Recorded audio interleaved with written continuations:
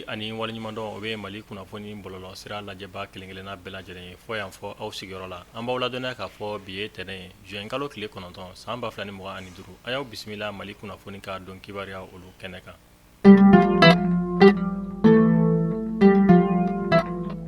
Kunnafoniya daminɛna an b'aw ladɔnniya k'a fɔ juma tɛmɛnen ni o bɛnna juin kalo tile 6 ma san 2025 o kɛra seliba don ye an ka jamana fantan ani 4 bɛɛ lajɛlen kɔnɔna na. O de hukumu kɔnɔna na an ka jamana ɲɛma Général d'armée Assimi Goïta ale selila Kulubaka olu fɛ yen nɔ kɛnɛ mun kan an ka jamana gouvernement ɲɛma ni o ye Général de division Abdoulaye Maïga ale tun bɛ kɛnɛ kan fɔ ka taa se an ka wasabulon ɲɛma ni o ye CNT Général de corps d'armée Maliki Diao ale fɛnɛ tun bɛ kɛnɛ kan ani fɔ ka taa se ministre caman olu tun bɛ kɛnɛ kofɔta in kɔnɔna na fɔ ka taa se fɛn mun ye jamana wɛrɛ mɔgɔ mun ka lasigiden b'an ka jamana kɔnɔ olu fɛnɛ caman selila Kulubaka olu fɛ yen nɔ. Seli olu tɛmɛnen kɔfɛ an ka jamana ɲɛma Général d'armée Assimi Goïta a ye kuma ta a ye foli ni tasibila kɛ ka taa fasoden kelen-kelenna bɛɛ lajɛlen yɔrɔ a y'a yira a ka kuma kɔrɔna na kɛrɛnkɛrɛnnenya la fɛn mun ye finitigilakaw ye a ye foli ni tasibila kɛ ka t'u yɔrɔ k'u banban walasa fɛn mun ye an ka jamana a bɛ se ka bɔ bolo la cogoya mun na kɛrɛnkɛrɛnnenya la a ye foli la kɛ ka ɲɛsin maa minnu ni tora fasoko la nin wagati laban ninnu kɔnɔna na ka sanga ni jatigɛwale tigilamaaw ka wulikajɔ ye nin dɔgɔkun laban ninnu kɔnɔna na a ye foli kɛrɛnkɛrɛnnen kɛ ni k'a ɲɛsin o ma fɔ ka taa se a ye si finitigilakaw olu bɛɛ lajɛlen ma walasa aw ni ne an ka faamuyali caman ni k'aw sɔrɔ an ka jamana ɲɛma ka kɔrɔfɔw la an ka jɛ ni k'a ka kuma dɔ olu lamɛn. Ka Ala fo ka Ala barikada Ala min ye nin don kɛrɛnkɛrɛnnen ka yira an ni an ɲɔgɔnna caman na ka Ala deli hali bi Ala ka sa caman yira n na mun b'a to ani silamɛ jɛkulu bɛɛ bɛ jɛ ka seli ɲɔgɔn fɛ an AES jamana tɔw ka Ala deli hali bi jamanadenw nu haminanko ye min ye degun bɛ minnu kan Ala ka degun wuli ka b'u kan ka tila ka Ala deli an ka banabaatɔ ninnu vraiment Ala ka u ka kɛnɛya d'u ma an ka jamanaden minnu taara eji la jamana kɔ kan Ala ka segin n'u ɲuman ye Ala k'u ka bato minɛ hali bi an bɛ Ala deli jamanadenw n'o ye AES jamanadenw ye Mali ni Burkina Niger u ka haminanko ye jamana ka basigi min ye jamana ka lakanani min ye an b'a ɲini Ala fɛ Ala k'o latigɛ an ye Ala ka jamana yiribali hali bi Ala k'o o fanga n'o sababu d'an bɛɛ lajɛlen ma o tɛmɛnen kɔ n bɛ tasibila kɛ AES sɔrɔdasi minnu ɲin tora jatigɛwale kɛlɛ la ni tile 2 in na u ɲin tora fasoko de la an b'a deli Ala fɛ Ala k'u dayɔrɔ sumaya Ala k'u fara silamɛ su kan minnu jogira Ala ka nɔgɔya d'u ma jatigɛwale kɛlɛ ye o ye kɛlɛ ye ni AES jamanaw ye nɔgɔ bɔ a la sabula da kan ni AES bɛ fɔ bi an fila ɲɔgɔn de kan mun b'a to an bɛ jatigɛwale kɛlɛ kɛ cogo min na o ye kɛlɛ min ye an y'a fɔ cogo min na segin kɔ t'a la bilen sabula da kan kɛlɛ min don danbe kɛlɛ don ɲingu kɛlɛ don soroko kɛlɛ don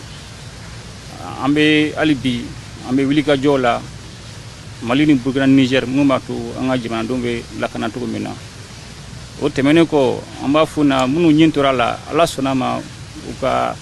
u ɲin tora ko min na a tɛna kɛ fu ye an bɛ wulikajɔ kɛ mun b'a to hali bi u sara kungo min na n'o jamana ka lakana jamana ka basigi o bɛ latigɛ cogo min na ka tila ka foli bila AES jamanadenw bɛɛ lajɛlen ma mun b'a to hali bi u bɛ wulikajɔ mun na ka jamana ninnu dɛmɛ n'u ma dɔ fara kan u kana fɛn bɔ a la sabula da ka kɛlɛ in bɛɛ fanba bɛ ka kɛ jamanadenw ni hukumu kɔnɔna la jatigɛwalew bɛ wulikajɔ mun na o bɛ ka kɛ de ka jamanadenw la funtɛnɛ k'u dusu bɔ mun b'a to u bɛ se k'u sɛgɛn sɔrɔ cogo min na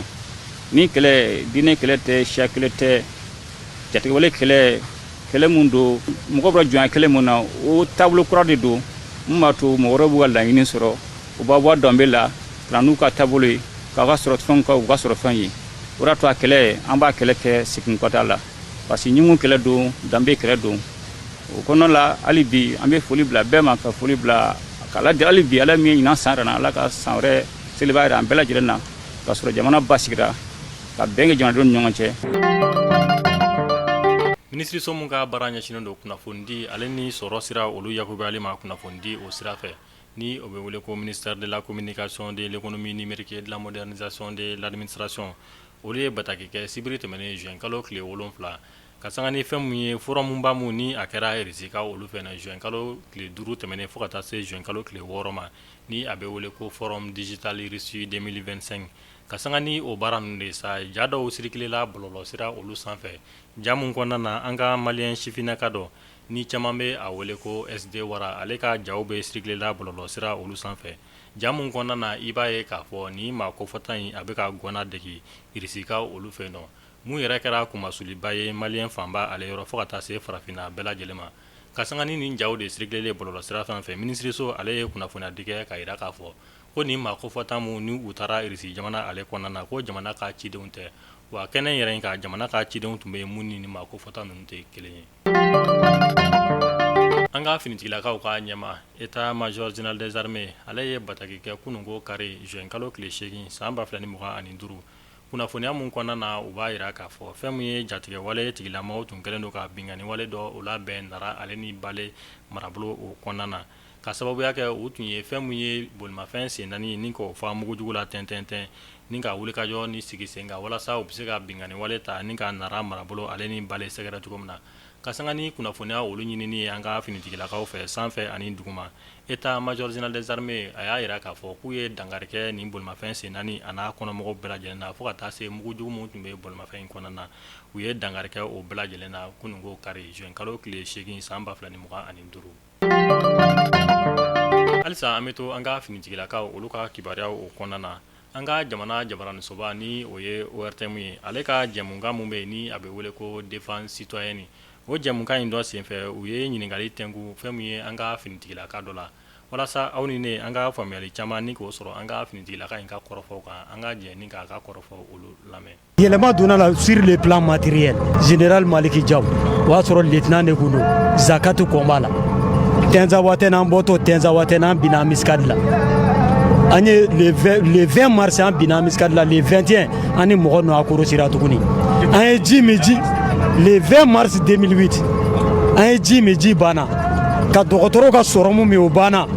ka taa radiateur ka taa an da waga k'a don radiateur la o ji banna a laban dɔgɔtɔrɔ bi sɔrɔmu mun kan n'an taara o min o fana banna k'an k'an yɛrɛ arandi a ye taliki bɔ k'an t'an yɛrɛ arandi an bɛ kɔnba kɛ an bɛɛ bi bi an t'an yɛrɛ arandi bilahi CNT président o don ancien blindé 5 de jenina ne yɛrɛ ye caporal sɔrɔ yen à titre exceptionnel j'ai été nommé caporal o de ye ne latasiya tɛ ABC la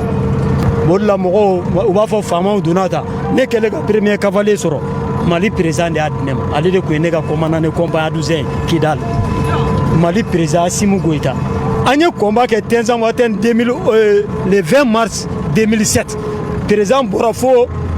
Kidal ka taa an fo Tenza waati a ka escadron denmisɛnninw a taara ne yɛrɛ sɔrɔ Kidal Tenza fort kɔnɔ ka ne tɛgɛ kɔrɔta sanfɛ bilahi président bon o don a ma yɛrɛ fusaya ma quoi donc a ma yira k'an ye subordonné k'an tɛgɛ kɔrɔta président kun ye lieutenant Zakatu Kɔnba bɔnnen Tindukal Zakata a bɛ bara 7 jours an y'o de kɛ Kɔnba la a don mission carburant sogoba ninnu de taara an bɔ bolo la mission carburant fɔlɔ o tun bɛ bɔ Mali région bɛɛ la o bɛ taa carburant di Tesalit o bɛ taa di AB Bara o bɛ taa di Kidal o bɛ taa di Tenza Waten olu mɔgɔ de farala ɲɔgɔn kan ka taa an bɔ bolo la o Kɔnba an ye 7 jours de kɛ an bɛ ka mugu ci ko an k'an yɛrɛ arandi CNT président ko k'an bɛ san t'an yɛrɛ arandi o y'a sɔrɔ lieutenant de colonel Maram 2006 ale ni Gabriel Pujugu o y'a sɔrɔ CM kun don a taara an sɔrɔ o y'a sɔrɔ colonel yɛrɛ filɛ lieutenant de kun don a taara ne sɔrɔ Anafis o y'a sɔrɔ ne ma premier cavalier sɔrɔ fɔlɔ deuxième cavalier o kɛra 2005 décembre 2005 a kɛra dɔrɔn 23 mai kɛra différence ba bɛ parce que n'a fɔra tag dɔrɔn o b'a sɔrɔ kɔnɔ nani yanga pour appuyer les troupes au sol an yɛrɛ filɛ nin VP11 il est capable il a un blindage solide non négligeable parce que les blindés ils sont capables de porter les combats jusqu'en profondeur donc cɛdenw bi Mali kɔnɔ bilahi o ye mugu ci on est prêt wari t'a la ne ye ministre de diplômé n'a ka di n bɛ bɔ armée la ka taa ministère kɛ mais non ne t'a wari fɛ an bɛ faso défendre jusqu'au dernier sang nous sommes des héritiers de nos ancêtres guerriers fɔlɔ la an tun bɛ kɛlɛ kɛ i b'a sɔrɔ Toyota i b'a sɔrɔ 12 personnes b'a kɔnɔ a bɛ yɛlɛ i kan dɔrɔn bɛɛ taara maintenant sisan u nana ni plan ye qui est très bien élaboré donc combat kɔni on est prêt ennemi mana don yɔrɔ o yɔrɔ an bɛ don a nɔfɛ jusqu'au dernier sang faut que Mali kɛlɛ ka ban pewu wa a bɛ ban fana inchallah mɔgɔw bɛ volontaire pour que u kana don o don u b'a fɔ an ye ko sala a ma se yan bon min mun fɔ o ye duwawu ye Ala ka Mali kɛlɛ ban. Lors de l'attaque du camp et du gouvernorat de Nioro, nos hommes ont été braves. Et l'adjudant-chef Ibrahim Aguino était de la partie. Il nous en dit plus.